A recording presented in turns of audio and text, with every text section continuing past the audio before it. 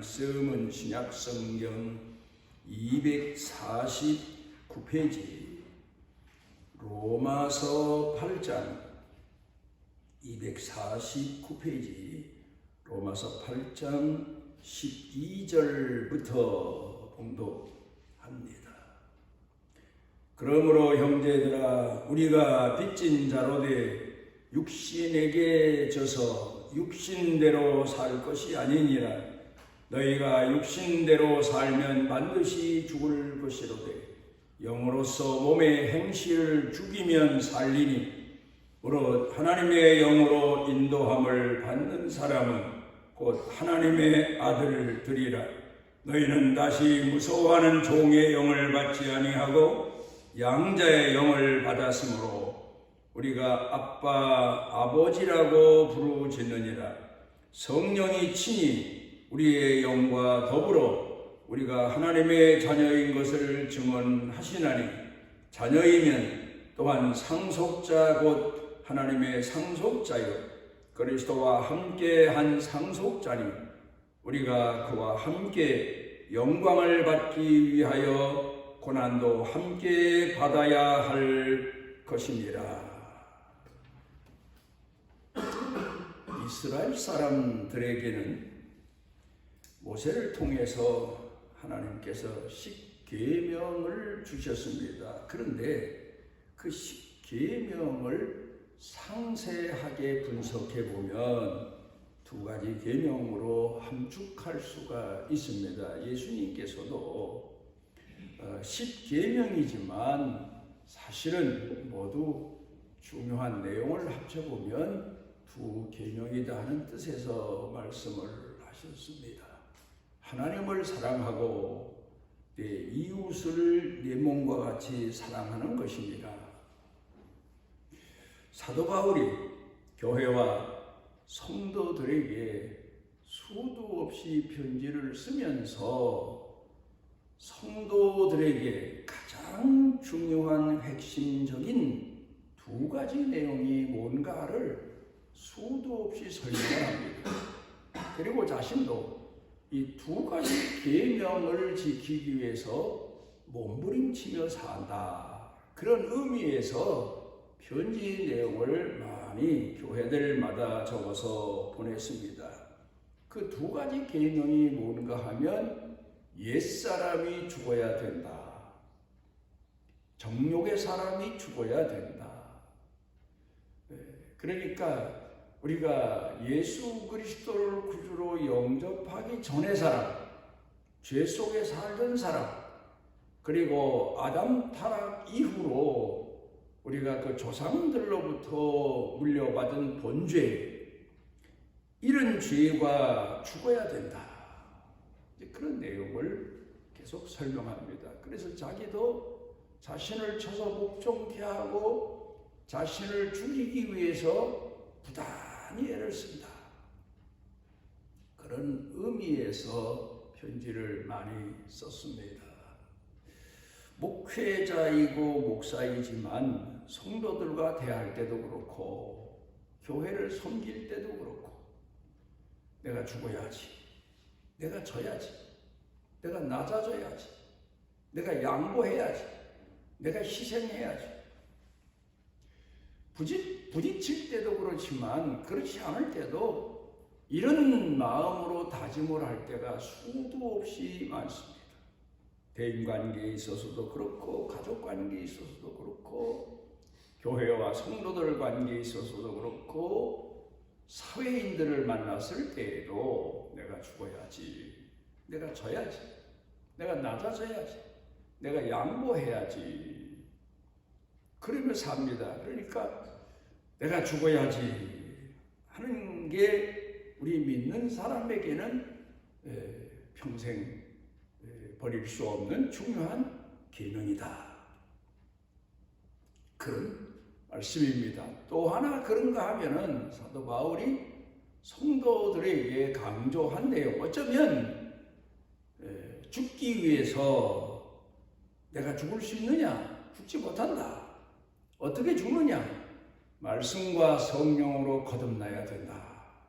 이걸 강조하고 있습니다.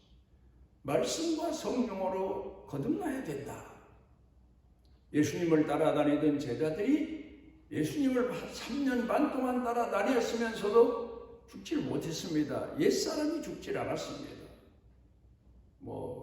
그런데 성령을 받고 나서 거듭나서 그 사람들이 자신을 복음을 위한 희생의 제물, 순교의 제물로까지 하나님 앞에 드릴 수 있는 그런 사람들이 된 걸 봅니다. 말씀과 성령으로 거듭나야 된다.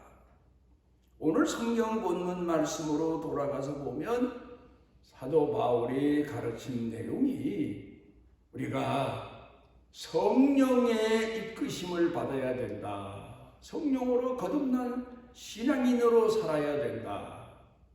그걸 가르쳐 강조하고 있습니다. 육체의 사람으로 살아서는 안 된다. 예수님을 알기 전에 나를 내세우고 내 자존심을 내세우고 내 명분을 내세우고 내가 누군데 하는 착각 속에 빠져 살던 과거의 사람을 버려야 된다. 그래야 우리가 하나님의 자녀로서 이 땅에서도 기업을 누리고 살지만 영원한 하나님 나라 가서도 그 기업에 참여할 수 있다. 그런 내용을 이야기하고 있습니다. 내가 죽는 게 얼마나 힘든지 모릅니다. 말씀과 성령으로 거듭난다는 일이 내 힘으로 되는 게 아닙니다. 그래서 늘 우리가 하나님 앞에 간절히 부르짖어 간구하며 기도해야 되는 것은 말씀과 성령으로 거듭난 신앙이 되기 위해서. 그런데 정욕의 사람은 죽었다가 또 살아나고 죽었다 또 살아나고 그러면서 우리를 괴롭힐 때가 참 많습니다.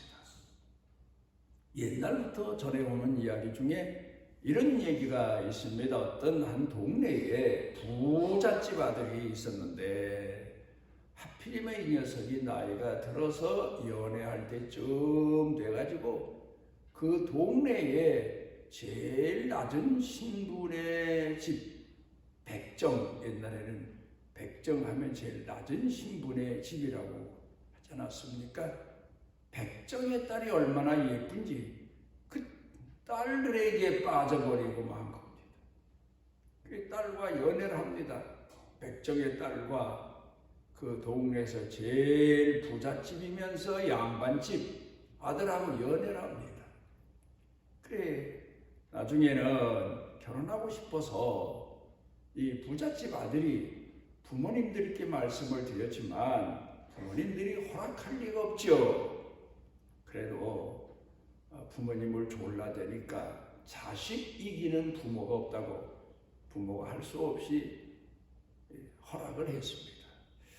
그래 이제 결혼 날짜가 가까워지는데 이 부잣집에서만이 아니고 백정집에서도 이거 걱정거리가 이만저만이 아닙니다. 저 집은 옛날부터 양반집이요, 배운집이요, 그리고 부잣집이라 살아온 과정이 다른 거예요. 한 동네지만 가족문화라고 그러죠. 다른 거예요. 완전히 신분이 다르니까 어떻게 하나 그 어머니가 걱정을 합니다. 신부의 어머니가. 그러다가 어디 가서 누구한테 얘기를 들었는데 양반집은 꼭 말을 해도 님자를 붙인다. 아버지 하는 게 아니라 아버님, 어머니 하는 게 아니라 어머님, 도련님, 서방님, 님자를 붙입니다 하는 얘기를 듣고 와서 시집가는 딸에게 신신당부합니다. 너 꼭 시집가면 말끝마다 님자를 붙여야 된다. 그러면 된다고 하더라. 이 딸이 시집을 갔습니다. 그리고 사는데 점심때가 돼서 점심밥상을 들고 시아버지 계신 사랑방으로 갔는데 시아버지가 그 사랑방 문지방을 또 베고 옛날 노인네들 잘 그러셨어요. 낮잠을 주무시는 거예요. 밥상을 들고 들어가야 되는데 시아버지가 문지방을 베고 누워 계시니 이 며느리가 주춤주춤하다가 아버님 그랬어요. 그리고 그 다음에 문제예요. 대갈림 치우세요. 밥상님 들어갑니다. 이 얘기가 우스갯소리 같은데 우리가 가만히 생각을 해보면 그럴싸한 얘기예요. 그럴싸한 얘기. 그런데 이제 이 며느리가 양반집에 시집가서 계속 살게 되면 가서 세월 지나가야지요. 애 낳아야지요. 그 집 문화를 이제 배우지요. 언어를 배우지요. 얼마나 몇 년이 지나가야 그 집 며느리가 될까? 이런 생각을 해보게 됩니다. 오늘도 우리가 신앙생활을 하다 보면 교회에서도 보면 아직도 말이 성화되지 않은 사람들 많아요. 성도들 중에 자기 집에서 고향에서 그저 막 쓰던 말, 그 말 막 하는 사람들도 있어요. 그저 어쩔 수 없이 교회니까 성도들 모인 곳에서는 점잖은 말을 쓰는데 막말을 막 하는 그런 사람들도 있어요. 그래서 입이 거듭나지 않았다 우스갯소리로 그러죠. 물론 이제 거듭남은 영이 거듭나야 되고 마음이 거듭나야 되고 생각이 거듭나야 되고 모든 내적인 사람이 거듭남을 의미합니다마는 예수를 믿고 신앙생활을 하면서 그래 성도가 됐으니까 좋은 말만 해야지 그러다가 몇 년 지나면 도로 옛날로 돌아가는 사람들 참 많아요. 성경에서 그래서 사도 바울이 권고해서 말할 때에 히브리서에서도 또 그런 내용을 얘기합니다. 아브라함이 하나님이 고향 본토 친족 아비집을 떠나서 내가 지시하는 땅으로 가라 하셔서 고향을 떠나 나왔는데 그 다음에는 고향을 떠나라 하신 말씀이 생각나서 타향살이 하면서 고향 가고 싶지 않은 사람이 어디 있습니까? 고향이 그리운데도 아브라함은 고향을 안 갔다. 그 말은 옛날 옛풍습 옛사람으로 돌아가지 않으려고 애를 썼다. 이제 그런 의미의 내용이 되겠습니다. 우리가 살면서 하나님 앞에 부름받은 자로 살기 위해서는 말씀과 성령으로 거듭나야 됩니다. 그런데 그 말씀과 성령으로 거듭나서 신앙생활하는 길이 순탄하냐? 그렇지 않잖아요. 신앙생활은 우리의 삶은 예수 믿기 전이나 예수 믿은 후나 고난, 역경, 시련, 시험, 갈등, 분쟁 이런 것들이 일평생토록 계속됩니다. 그런데 그게 바로 우리를 시험하는 겁니다. 우리를 연단하는 겁니다. 내가 얼마나 하나님의 자녀로 거듭났느냐, 훈련됐느냐, 연단되어졌느냐, 하나님의 사람으로 오늘을 사느냐 그런 걸 시험해보는 과정입니다. 알고 보면 가족도 그렇고 자식도 그렇고 이웃도 그렇고 어떤 사람들은 나는 거듭나서 하나님 말씀대로 잘 살려고 하는데 자식이 속썩입니다. 남편이 나와 맞질 않습니다. 아내 되는 사람이 너무합니다. 이런 이야기를 합니다마는 성경을 통해 보면 우리는 마치 철로 역정에서 말한 것처럼 성도가 장망성을 떠나서 천국까지 가는 과정처럼 많은 시험과 시련이 있습니다. 그렇지만 그걸 다 이기면서 오히려 그 시련과 시험이 우리를 더 훌륭한, 성숙한, 성화된 신앙인으로 만들어가는 과정입니다. 성경 가운데 기록된 내용들을 보게 되면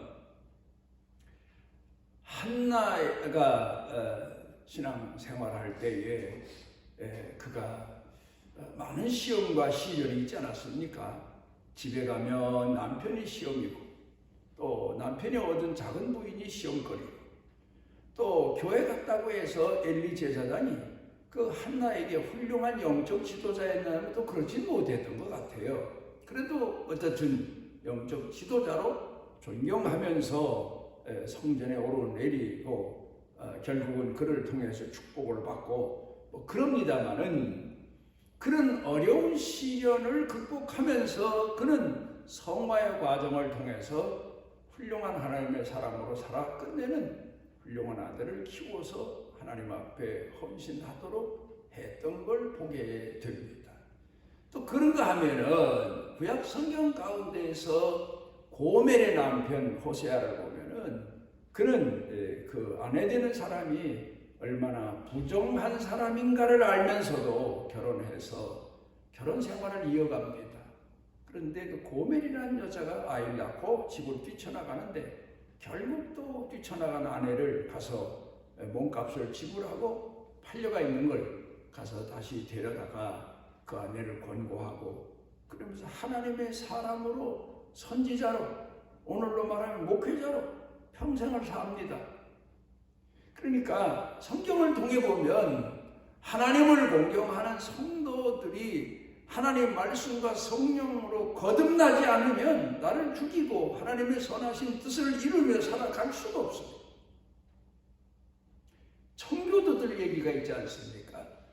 이 해적들이 세상에 다니면서 못된 짓은 다 했어요.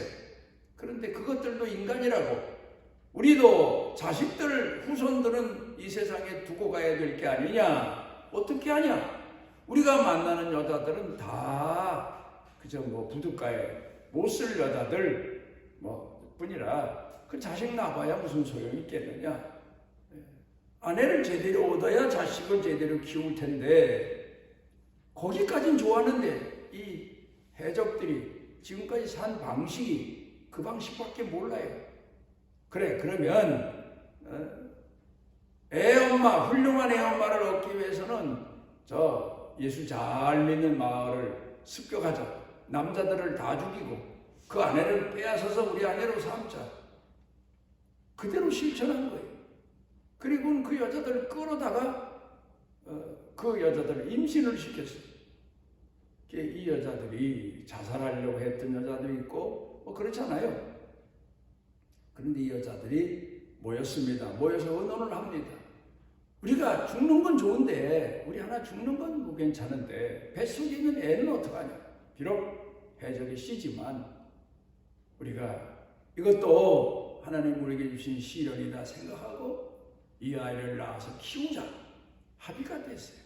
그래서 남편들은 뭐 그리고 나서도 세상에 돌아다니면서 집에 뭐 몇 년에 한 번이나 오거나 1년에 한 번 오거나 몇 달에 한 번 오거나 그 남편도 아니지만 어떻든 왼수지만 그 뱃속의 자식 때문에 그 자식들을 기도하며 키웁니다.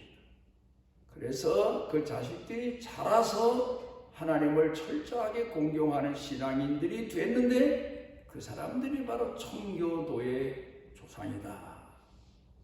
그리고 청교도들이 미국에 건너와서 미국도 건립하고 그리고 제일 청교도 중에 청교도가 뉴질랜드로 건너간 조상들이라고 그럽니다. 사람들이라고.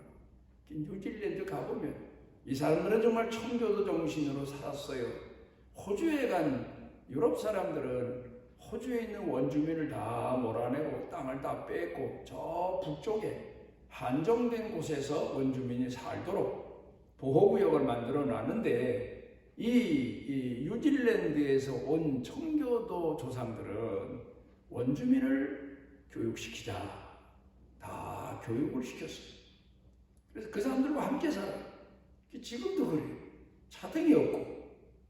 그러면서 부록마다 교회가 있어요. 부록마다, 한 부록마다. 참 대단하죠. 가보면 참 교회도 얼마나 잘 되는지 몰라요. 지금까지 그 사람들이 하나님 공경하는 신앙을 유지하며 살고 있는데 어떻든 간에 그 청교도들의 어머니들이 겪었던 일생 동안의 삶은 참 몇 번 죽어야 마땅한 본인들이 봐도 죽을 수밖에 없는 그런 처지에 있었는데도 어떻게 그들이 그 자식들을 뱃속에 있는 자식들을 위해서 헌신하며 살았을까? 아마 말씀과 성령으로 거듭나지 않고는 인간적인 분야로 놓고 보면 살 수도 없고 그 남편들을 받아들일 수도 없고 그 자식들을 우리가 얼른 생각해 보면 악의 씨, 불의의 씨, 타락의 씨, 추악한 씨라고 생각할 수 있잖아요.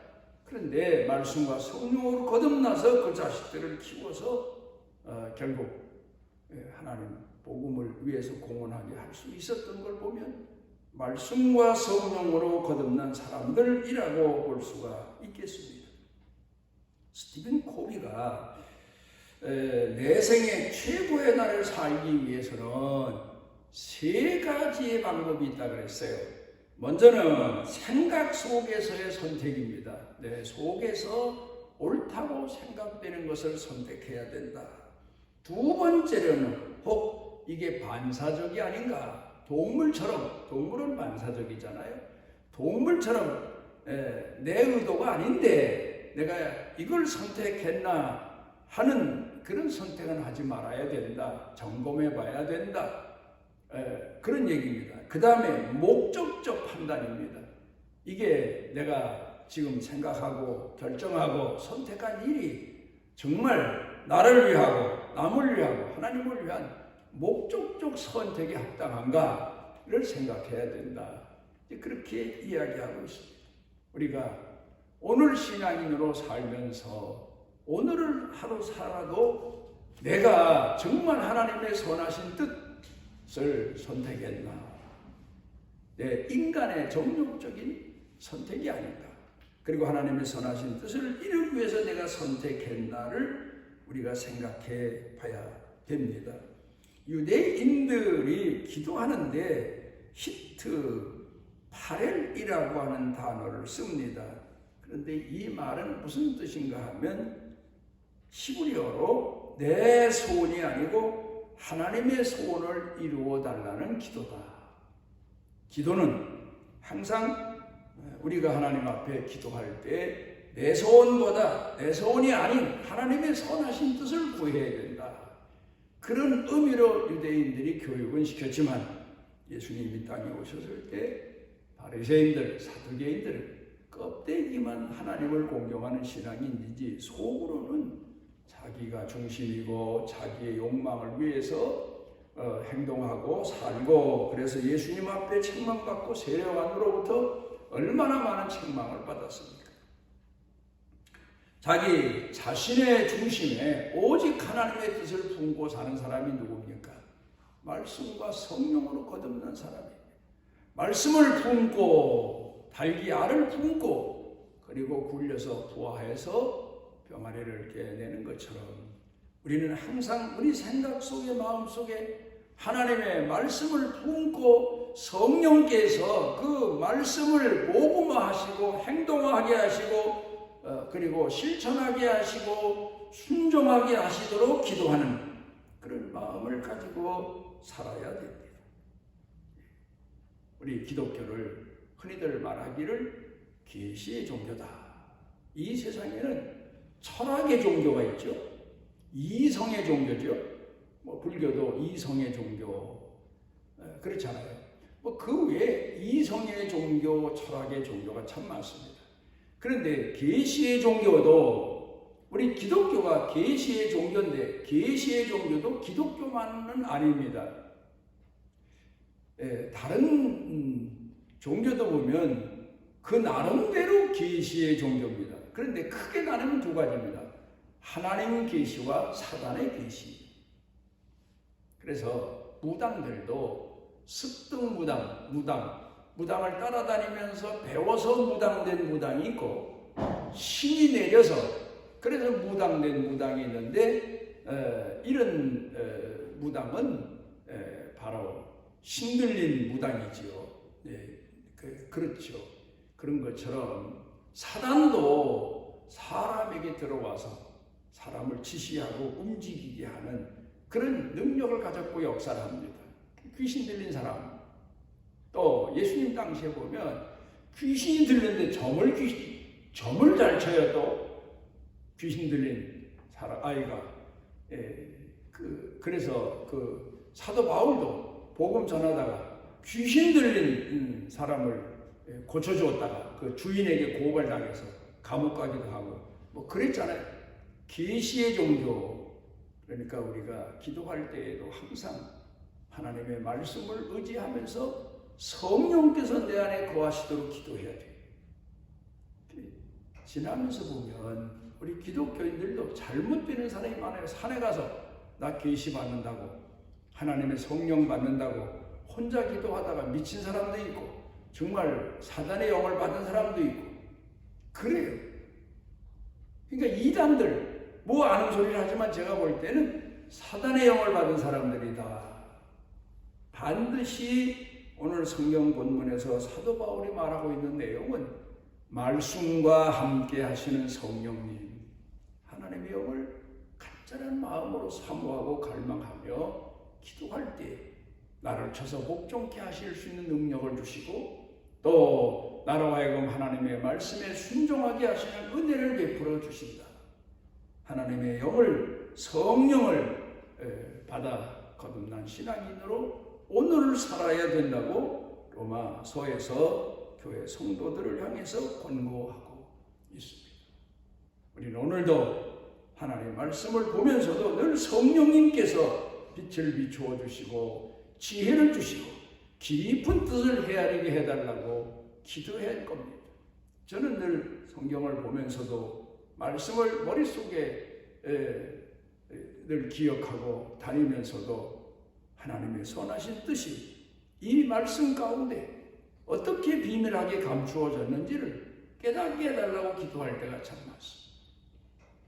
그러면 어떤 때는 그 즉시 깨닫게 해주실 때도 있고, 어떤 때는 다니다가 번뜩 깨닫게 해주실 때도 있고, 어떤 때는 한참 후에 깨닫게 해주실 때도 있고, 때에 합당하도록 성령님은, 하나님은 우리 농사하는 사람들에게 때에 합당하도록 계절을 주시는 것처럼 우리에게 하나님은, 성령님은 깨닫게 하시고 은혜롭게 하시고 감동케 하시고 능력 있게 하시는 역사를 이루십니다.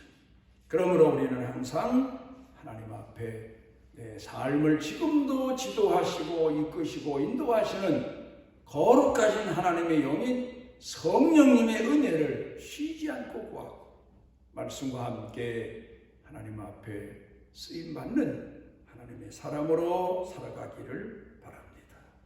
오늘도 우리를 주의 자녀 삼아주시고 말씀으로 이끄시고 하나님의 거룩한 영으로 이끌어 주시는 아버지 앞에 감사와 찬양과 영광을 돌립니다.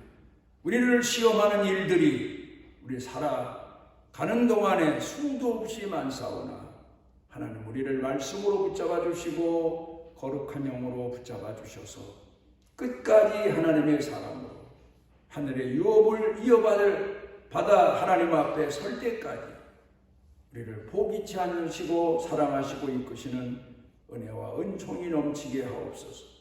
예수님 이름으로 기도드리옵나이다. 밖에서 그 날개 아래 보호를 받으러 온 내게 온전한 상 주시기를 원하노라. 우리 허물과 죄를 대신해서 십자가에 못 박혀 피 흘려 죽으심으로 우리를 죄에서 건져내신 우리 주 예수 그리스도의 무한하신 은혜와 우리를 세상 끝날까지 버리지 아니하시고 말씀과 성령으로 함께 하시는 아버지 하나님의 만극한 사랑과 우리 속에 내재하셔서 빛을 비추어 주시고 깨닫게 하시고 겸손하게 하시고 낮아지게 하시고 온유하게 하시고 화평케 하시고 감사 감동 감옥케 하시는 성령님의 능력의 은총이 사랑하는 자녀들 생각, 마음, 영과 육, 사는 생활, 일터, 경영, 그리고 온 교회 중에 넘치고 넘치도록 함께 하시기를 축원하옵나이다.